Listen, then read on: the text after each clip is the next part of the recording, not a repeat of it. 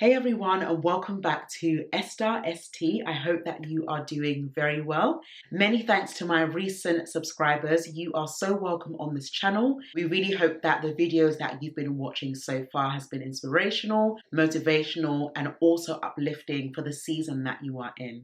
I'm going to move on to discussing the topic that I have to share with you, and that's about learning how to embrace the waiting season. And what do I mean by the waiting season? I'm referring to the season of being positioned for your lifetime partner.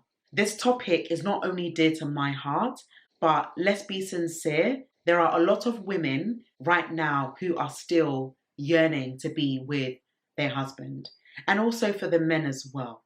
I recently came across a really lovely girl that I met a while back, and we had a great discussion about dating and being open-minded and being expectant. And I felt every conversation that she was sharing with me. And it's those moments that I love, because talking is not only therapeutic, but it's a sign that you are there to give encouragement. You are there to give inspiration and hope to someone that is also in the waiting season. Now, when people see your life, what do they get from you? This is something that we really have to remember, is how do people act around you when you approach them? Do they feel encouraged? Do they feel motivated? Do they feel willing to share parts of their lives with you? In this season of being married, I'm still learning about how I can utilize not only my marriage, but to help other people in the waiting season to embrace their time. Being single with the expectation to know that their situation is going to change. And for this reason, we've decided now to do a monthly book series called The Becoming Woman from my latest book that I published last year. And it's entitled Transitioning from the Season of Waiting to Intentionally Courting. And I'm so excited to say that we are now going into chapter 5, which is called The Courting Process, on Friday the 26th of April 2024, and my husband will also be a part of that series. So if you have not yet registered, I will leave all the information and the link in the description bar below for you to register, but be quick because tickets are going. Moving on, when it comes to waiting, it's also dependent on how your mind is positioned. Now, one of the questions that I ask myself is, how am I in a certain season? How do I feel? What emotions are going through my mind? How happy am I for my progress thus far? What areas in my life am I developing myself personally? Am I being hard on myself? Because anytime, ladies and gents, that you are hard on yourself, it makes it difficult for you to relate to other people. If you're overthinking and you're worrying and you're comparing and you think nothing is happening, that's what will draw itself to you. So you have to learn how to give yourself the grace in the waiting period. Now, looking back over my life, being at the time single, I realized how beautiful it was, because not only was I able to enjoy my freedom, I was able to build my finances, I was able to travel, I was able to have weekend retreats away with my friends, I was able to volunteer, I was able to serve in my church. There are so many benefits of being in the waiting period. But the moment you get pursued as a woman, the moment you get seen, the moment a man gives you his attention, that's where things start to change. And it's really important that you learn how to honor the season that you are in, even when it feels like nothing is happening. We know that successful relationships and fruitful marriages cannot be done in isolation. And we also know that the single season cannot also be done in isolation. We really need people to help us on our journey. Even if we want to reserve ourselves and keep away from people, how long will you want to keep away from others? How do you know that your breakthrough isn't in the person that you know or the person that you're sitting next to? But the waiting period is truly helping you to identify areas in your life that you need to work on. Imagine being exposed to an opportunity where you are speaking to thousands of people and you don't practice behind the scenes. And on the day you step on that stage, you start to stutter, you start to shake, you start to feel fearful. because you didn't take the time to work behind the scenes and practice. And that's what the single and waiting season is about. It's about learning behind the scenes and working on yourself diligently with grace. You are where you are for a reason. And even if it feels like everything is doing the same thing each day, there's a purpose to it. You have a variety of friends and family members, and even a community that you can network with and join memberships with as well. There are ways that you can grow yourself in the waiting period. Another encouragement for someone who's in the waiting period is to truly increase your relationship with God. Yearn for Him so much that even if it means you need to take time away from social media and take time away from work for a while, do so.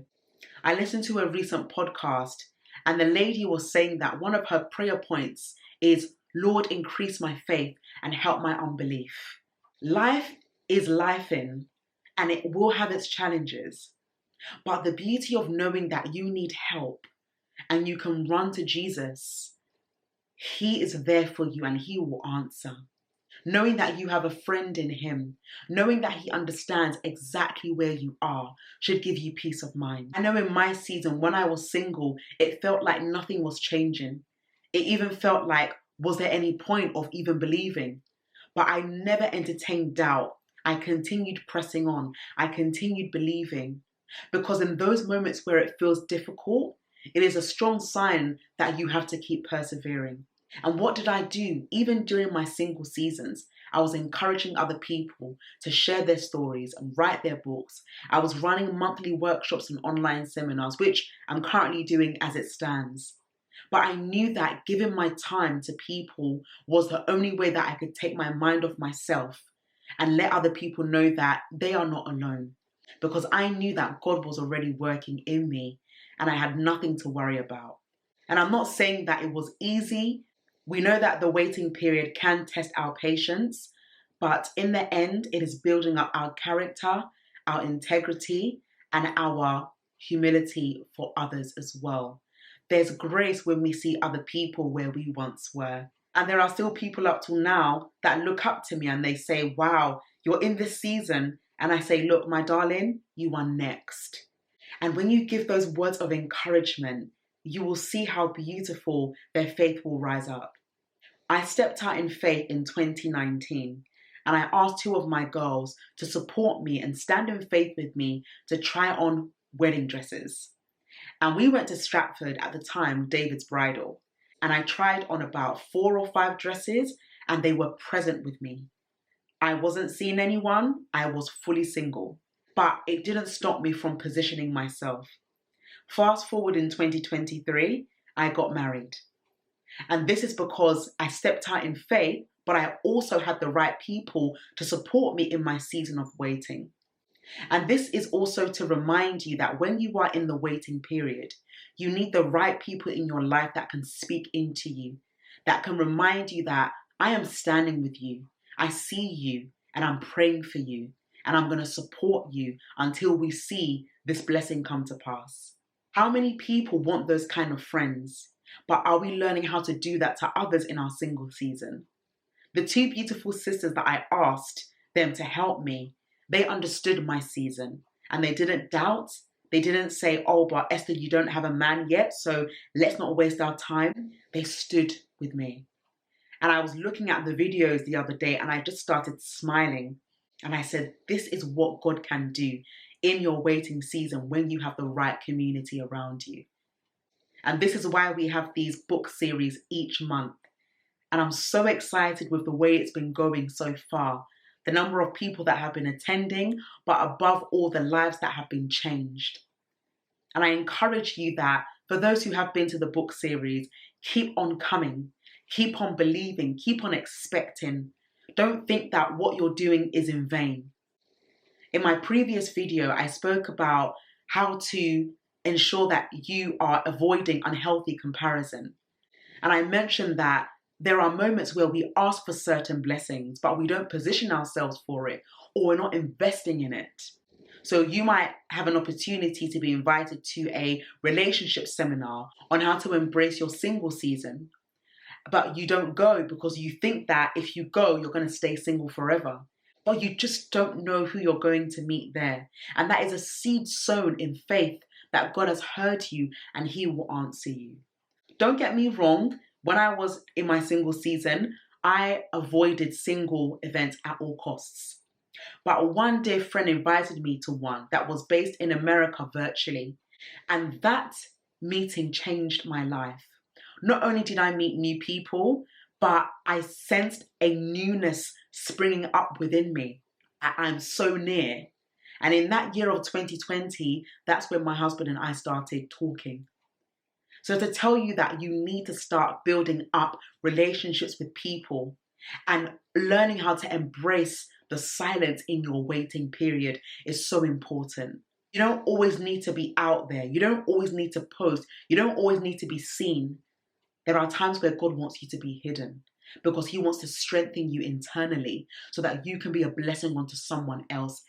Sometimes people will come into your life and they will share their heart with you, and you will already know where they are and you will know the right words to share. There's beauty where you are.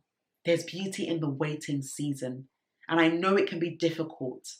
But again, it's about your positioning and your mindset and your attitude towards being in a relationship. Are you prepared to be vulnerable? Are you prepared to be transparent and real and honest? Are you willing to let go of that list? That list that at times can become so desirable that we forget that God's voice needs to be higher than our list. Are you ready to commit? Are you ready to dig deep into your finances? Because it is a commitment. Are you ready to work on your emotional and mental well-being? And are you ready to, above all, embrace this new beginning? Because once you're in it, there's no looking back. There's no, oh, let me try and revert back to the time I was in. Once the door of courting starts, you have to keep it going. And I know that even right now, there are so many engagements happening and it gives me so much joy. So much joy. Even a dear friend of mine recently shared their engagement with me and I was elated because I can now see what patience can do in the waiting season. And when you pray and when you know what they've been through and you see the transformation of their lives, it is everything. So I want to encourage you as you are listening to this video, ask yourself, rather than complaining about the waiting season, what can you learn? How can you become better? How can you educate yourself on relationships? How can you be more open-minded to people? How can you learn how to share and give your time? How can you volunteer? How can you serve? Let's not take the waiting season for granted and think that nothing is happening. Because when it comes, it will come so quick that you may not even have the time to keep up with it. So please embrace this season of singleness. And if you haven't yet got this book, I encourage you to purchase your copy on Amazon or a signed copy from myself on our website, authenticworth.com/books. I want you to be a part of this series. I want you to truly believe and know that you are in the right space at the right time to be positioned for a purpose-filled marriage and a purpose-filled relationship that leads to marriage. At the time I wrote this book, I was courting. And now, look what God has done. It still humbles me up till now that the Lord has blessed me to be in the season. And I'm not doing this just for you to watch me. I'm doing this for you to go back to the one that is able to do exceedingly and abundantly above all we can ever think, ask, or imagine. What are you going to do in the waiting season? And also to ask, what are you currently doing, in fact, in your waiting season? How are you preparing yourself and how are you positioning yourself to be in a relationship?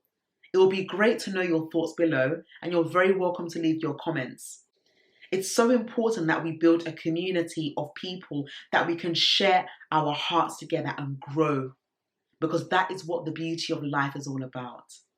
So learn how to embrace the waiting season, ladies and gents, because it is doing you so well. And you will look back and say, it was good that I waited then, because now I can enjoy my season. So please embrace this season. and enjoy what you are going to learn. And therefore use what you are learning to encourage others who are also in the waiting season. Remember where you started and don't look back to where you were. Just continue moving forwards gradually. You will get there at the appointed time. Many thanks for watching this video. I'm really believing that you've been inspired and encouraged, and I look forward to catching up with you in our next video. Again, if you have not yet registered for the Becoming Woman book series chapter 5 on the courting process, the information is in the description bar below. Till next time, we'll see you in the upcoming video. Take care and have a great day. Bye-bye.